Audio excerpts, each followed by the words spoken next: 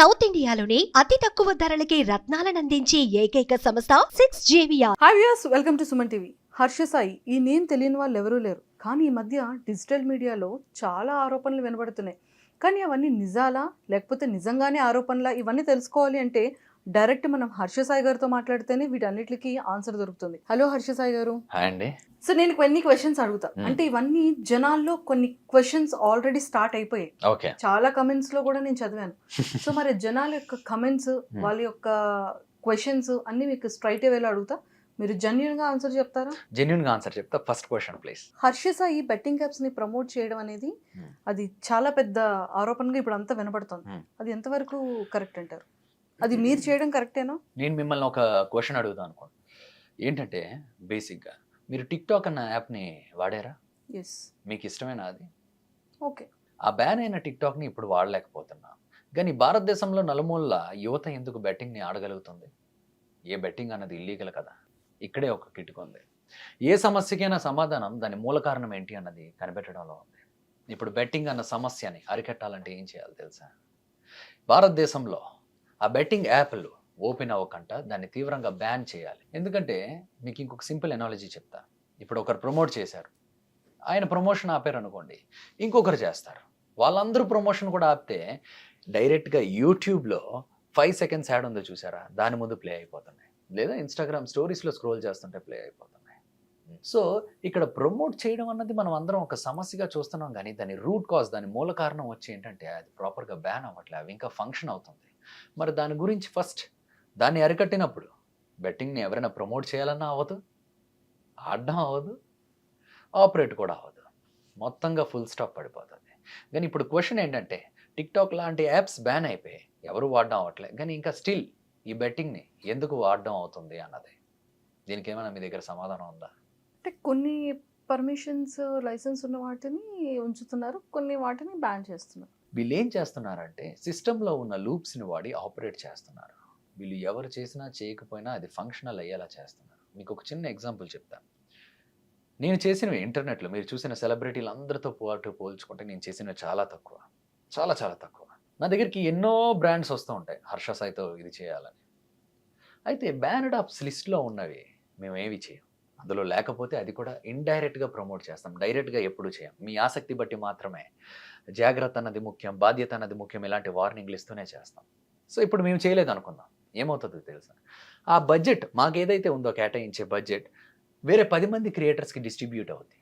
వాళ్ళైతే మాలా చెప్పరు, వాళ్ళకు ఒక స్క్రిప్ట్ ఇస్తారు, ఇదే విధంగా చెప్పండి, మేము ఇల్లులు కట్టుకున్నాం, కార్లు కొనుక్కున్నాం అని. ఇంకొంతమంది ఇర్రెస్పాన్సిబుల్గా ఏదో టెలిగ్రామ్ లింకుల్ని క్రియేట్ చేసి అందరినీ అక్కడికి రప్పించి బలవంతంగా ఆడిస్తున్నారట. అంటే టెలిగ్రామ్ ఇంకొంతమంది ఏంచి వాళ్ళ డబ్బుల్ని తీసుకొని గాల్లో ఇసిరి ఏవో స్టంట్లు చేసి ఇలా ఆడితేనే వస్తున్నాయి అన్నట్టు అంటున్నారంట. సో ఇక్కడ మీరు ఆలోచించండి, క్లియర్గా ఆలోచించండి. ఇప్పుడు నా దగ్గరకు వచ్చింది, నేను వదిలేసాను అనుకోండి, మేము చాలా బాధ్యతగా చేస్తాం. ఈ 10 మంది చేయడం వల్ల ఆడేవాళ్ళ సంఖ్య దారుణంగా పెరుగుతుంది. మేము చేయడం వల్ల బేసిక్గా ఇప్పుడు వరకు ఆ సంఖ్యను తగ్గించగలిగాం. అండ్ దాని నుంచి వచ్చిన డబ్బులు 4 మంచి పనులు చేయడానికి వినియోగించాం.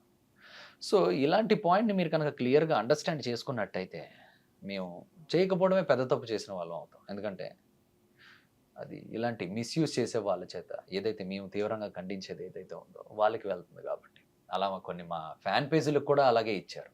మేము చేయడం ఆపేయగానే వాళ్ళు కూడా అగ్రెసివ్గా ప్రమోట్ చేసేవారు. ఏం చెప్తాం మరి? మీరు ఒక పాయింట్ చెప్పారు కాబట్టి నాకు ఇంకొక డౌట్ వచ్చింది.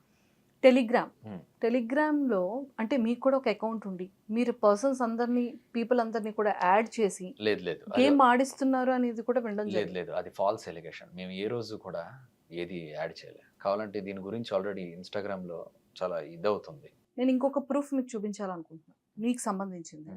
మీ బ్యాంక్ స్టేట్మెంట్ అనేది బయటకు లీక్ అయింది. మీ బ్యాంక్ స్టేట్మెంట్ ఇది మీ అకౌంటేనా? నాదే. దాన్ని బేసిక్ ఏమంటారంటే బ్యాంక్ స్టేట్మెంట్ అన్నారు, అది ఇన్వాయిస్ అంటారు. ఓకే, అది ఎవరికైనా సృష్టించవచ్చు. మీరు ఒక ఇంటర్వ్యూకి 100 కోట్లు తీసుకుంటున్నారు అన్నదానికి నా దగ్గర ఒక ప్రూఫ్ ఉంది, చూపించమంటారా? నేనా? మీరే. దీన్నే ఇన్వాయిసెస్ అంటారు. ఎవరు ఎన్నైనా సృష్టించవచ్చు. ఎలాంటి 100 crores ఎంత 1000 కోట్లైనా సృష్టించవచ్చు. అర్థమైందా? కానీ అలా నాకు వన్ డౌట్ ఏంటంటే నా డీటెయిల్స్ ఎలా వచ్చాయి మీకని? ఏముందండి, డీటెయిల్స్ సంపాదించి దాన్ని ఆ నెంబర్‌ని ఏ విధంగా అయినా మార్పు చేయొచ్చు. ఇప్పుడు డిజిటల్ క్రియేటర్ అన్నప్పుడు తన బ్యాంక్ అకౌంట్స్ చాలా కంపెనీల దగ్గర ఉంటాయి. కంపెనీల నుంచి ఏదైనా ఇది రావచ్చు. ఆ ఇన్వాయిస్‌లు, బ్యాంక్ స్టేట్‌మెంట్‌లు ఒకటి కాదు. బ్యాంక్ స్టేట్‌మెంట్ అన్నది బ్యాంక్ అకౌంట్ హిస్టరీ. ఇన్వాయిస్ అన్నది మనం ఇచ్చిన కొటేషన్. అర్థమైందా మీకు? అంటే ఆ వ్యక్తి అంత స్ట్రాంగ్‌గా విత్ ఎవిడెన్సెస్‌తో సహా అదే వెళ్తే ప్రూఫ్‌లు కూడా ఉంటాయి అంటున్నారు కదా! ఏంటి ప్రూఫ్? బ్యాంక్ స్టేట్‌మెంట్స్ హ్మ్. నిజంగా మీకు అంత అమౌంట్ ఇచ్చినవి. యాక్చువల్లీ అది అంత కాదు గానీ దానికన్నా తక్కువే. యాహ్! నా హిందీ, తెలుగు, తమిళ్ అకౌంట్‌కి కలిపి చేసాం. అది ఏ వీడియో కూడా మీకు చెప్తాను. అది బఫెలో వీడియో. మన మీ సుమన్ టీవీలోనే వచ్చిన వీడియో. అవును. ఆ సుమన్ టీవీలో మీరు ఒక స్టోరీ చేశారు ఒకప్పుడు. ఒక అబ్బాయి ఇలా ఇబ్బంది పడడం. దానికి తర్వాత అది మమ్మల్ని అప్రోచ్ అవ్వడం. అదే ఇలా ఆ ఇబ్బందిని చూసి కొందరు మోసగాళ్ళు మోసం చేస్తే అది మా వరకు వస్తే మేము వాళ్ళకి ఏదో ఒకటి చేయాలని ఒక పెద్ద బఫెలో షెడ్ కట్టాం. ఆ బఫెలో షెడ్‌లో కేవలం 20 సెకండ్లు మాత్రమే లోటస్ 365 న్యూస్ అనే ఒక వీడియో చేశాం. అవును. లోటస్ 365 కాదు. Lotus 365 news. ఇక్కడ మీరు స్పోర్ట్స్ అప్డేట్స్‌ని మాత్రమే పొందొచ్చు అన్నాం. లింక్‌ను కూడా పెట్టలే. మేము లింక్‌నే పెట్టలేనప్పుడు ఎవరికి ఆడడానికి అక్కడ ఆస్కారం ఉంటది. మేము ఆ 30 సెకండ్లు చేయడం వల్ల వచ్చిన డబ్బుల్ని కూడా మేము ఆ బఫెలో షెడ్‌ని కట్టి వాళ్ళకొక జీవనాన్ని ఇచ్చి, ఆ వచ్చిన ఆదాయంతో చుట్టుపక్కల ఉన్న పిల్లల చదువులకు కూడా ఉపయోగపడేలా ఒక ఈకో సిస్టమ్‌ని క్రియేట్ చేయగలిగాం. అంటే 20 సెకండ్స్ యాడ్‌కి మీరు 60 లాక్స్ చార్జ్ చేశారా? అది 40 లాక్స్ ఏమో క్యాష్ రూపంగా నవోటల్లో, హ్మ్. Remaining online transaction. మీకు అదే చెప్తున్నానండి. ఇప్పుడు 40,00,000 మీరు క్యాష్ అంటున్నారు. ఏ 5 స్టార్ హోటల్‌లో అయినా లోపలికి ఎంటర్ అయినప్పుడు ఒక చెకింగ్ ఉంటదండి మనిషి గారు. చెకింగ్ ఉంటది. బాడీని మొత్తం చెక్ చేస్తారు. లగేజ్ ఏమైనా ఉన్నా కూడా చెక్ చేస్తారు. ఒకవేళ ఏమైనా క్యాష్ ఏమైనా స్కానర్‌లో కనపడిందనుకోండి, డైరెక్ట్‌గా సెక్యూరిటీ ఆయన ఏం చేస్తాడంటే రిసెప్షన్‌కి వెళ్లి చెప్తాడు ఇంత క్యాష్ ఉందని. ఇంత క్యాష్ ఉంటే లోపలికి ఎలౌ లేదండి. దాని ప్రూఫ్స్ ఏమైనా ఉందా? అనేసి ఒక ఇది ఉంటది. బేసిక్‌గా నోటల్ లోపలికి 40,00,000 క్యాష్ తీసుకురావడం, అది ఇది చేయడం అన్నది నాట్ ఎట్ ఆల్ పాసిబుల్. అది ఇంపాసిబుల్ అది జరగడం. నోటల్ లోపలికి క్యాష్ తీసుకురావడం అన్నది. సో, అయితే 40 లాక్స్ అనేది క్యాష్ రూపంగా మీరు తీసుకోలేదు. తీసుకోలేదండి. కానీ నిజంగా ఆ యాప్‌కి మీరు చార్జ్ చేసిందైతే మాత్రం 60 లాక్స్ ప్లస్సేనా? ఇప్పుడు బేసిక్‌గా మేము ఎవరికైనా అడ్వర్టైజర్స్‌కి అడ్వర్టైజ్ చేస్తాం కదండీ! వాళ్ళు ఏ విధంగా మేము ఇది మాట్లాడతామంటే, ఆ వీడియోలో ఒక 50%, 60% ఆ టైప్‌లో ఇది చేస్తాం. సో, మేము అది సమ్‌వేర్ అరౌండ్ 50 అంతే ఇది చేసాం. గానీ ఆ వీడియోకి మేము ఖర్చు పెట్టింది దాదాపు 90,00,000 దాకా ఖర్చు పెట్టాం. దానికన్నా ఎక్స్‌ట్రాయే ఖర్చు పెట్టాం. మీరు యాడ్స్‌కి ఎంతెంత అమౌంట్స్ చార్జ్ చేస్తారు? యాడ్స్‌కండి నేను చాలా తక్కువ యాడ్స్ చేశానండి. అందరిలాగా ఎక్కువ చేయట్లేదు. ఇక్కడ బేసిక్‌గా నేను ఒకటి క్లియర్‌గా మీకు చెప్పాలనుకుంటున్నా. మేము యాడ్స్ కూడా ఎందుకు చేస్తామంటే, ఏదైతే బ్యాన్డ్ యాప్స్ అన్నది ఒక లిస్ట్ ఉంటదండి. ఆ లిస్ట్‌లో లేకపోతేనే చేస్తాం. అది కూడా చాలా డీసెంట్ వేలో చేస్తాం. ఎందుకు? అది కూడా మీకు కారణం చెప్పాం. అది మేము చేయకపోయినా ఆగట్లేదు కదండీ! వేరే వాళ్ళకెళ్తుంది. వాళ్ళు వాళ్ళ స్వలాభాలకో, వాళ్ళ ఆస్తుల పెంపకాలకో లేదా దీనికో ఇది చేస్తున్నారు.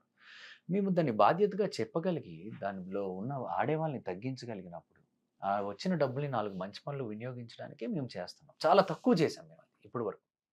అడ్వర్టైజ్‌మెంట్ బట్టి స్టార్టింగ్‌లో అయితే ఫస్ట్ టైమ్ నేను చేసినప్పుడైతే, ఫస్ట్ టైమ్ చేసిన బర్రె మ్యాచ్‌కైతే 10,00,000 అంతే ఇచ్చారు అన్నిట్లికి కలిపి. తర్వాత ఓకే. మేము చేసిన వీడియోలో ఒక ఎంత మేము చేసిన తర్వాత మేము చేసే వీడియోకి ఎంత బడ్జెట్ అయిందో ఒక 30% అలా 40%, 50% అలా డిఫరెంట్ ఒక్కొక్కరు ఒక్కొక్కలాగా ఇది చేస్తారండి. అది ఇన్‌స్టాగ్రామ్‌లో స్టోరీస్ కనుకోండి ఒక 5,00,000 ఆ విధంగా ఇదొస్తది. అది కూడా మేము ఏదో రీల్‌లో తిరిగి ఇచ్చేయడం ఏదో ఒకటి ఉంటది. అంతకు మించి ఇందులో ఏమీ లేదు. ఓకే. అండ్ ఇంకొక ఆరోపణ. హ్మ్. అంటే ఒక్క రూపాయి ఖర్చు పెట్టి రూ. 10 సంపాదిస్తున్నారు అని. దీని మీద మీ ఎక్స్‌ప్లనేషన్ ఏంటి?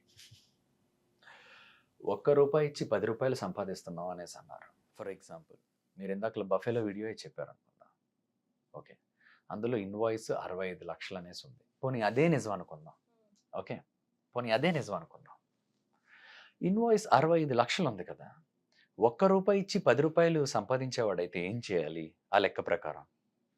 65,00,000 వచ్చినప్పుడు ఓ 6,00,000 పెట్టి ఒక గేదో లేదా ఒక 2 గేదెలో ఇంత గడ్డి చిన్న షెడ్ ఏదో వేసి ఒక 5,00,000, 6,00,000 ఖర్చు పెట్టి మిగతాది ఆ 50,00,000 జోబీలో పెట్టుకోవాలి. కానీ మీకు తెలుసు మేము ఆ వీడియోకి ఎంత ఖర్చు పెట్టామనేది. దాదాపు 80,00,000-90,00,000 దాకా. మీరు అక్కడికి వెళ్తే స్వయంగా ఆ కుటుంబం కూడా కొంతవరకు ఖర్చు పెట్టింది. మిగతాది అక్కడ పనిచేసే కార్మికులు అందరికీ డబుల్ రేట్లు ఇచ్చి మరి ఇది చేసాం. ఊరంతా అడిగినా చెప్తది. మీ దగ్గర ఎవరైతే వర్కర్స్ ఉంటారో, వర్క్ చేస్తారో హ్మ్. మీతో పాటు ఉన్నవాళ్ళకి, ఒక్కొక్క పర్సన్ మీద 15 to 20 బ్యాంక్ అకౌంట్స్ ఉన్నాయి అంటున్నారు. నిజమేనా? ఒక మనిషికి ఒక పాన్ కార్డు ఉంటుందండి. దాని కింద ఎన్ని అకౌంట్లు ఉన్నా ఆయన పేరు కింద చూపిస్తుంది ఎంత డబ్బులు ఉన్నా.